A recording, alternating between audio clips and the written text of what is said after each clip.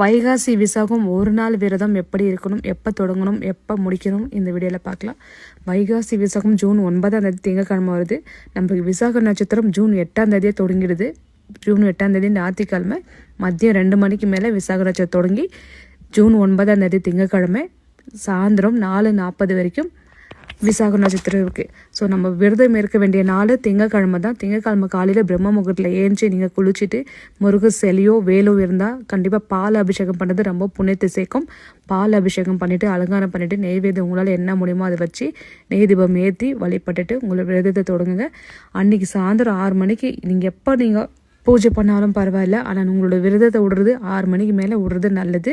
நெய்வேத்தியமாக உங்களோட விருப்பம் தான். சக்கரை பொங்கல், பால் பாயாசம், தேனும் தேனை மாவு உங்களால் என்ன முடியுமோ அதை செஞ்சு வச்சு சாயந்தரம் 6 மணிக்கு மேலே உங்களோட விரதத்தை விடலாம். பூஜை பண்ணும்போது மந்திரம் தெரியாதவங்க, படிக்க தெரியாதவங்க சரவண பவ போற்றி 308 முறை சொல்லுங்கள், நல்லது.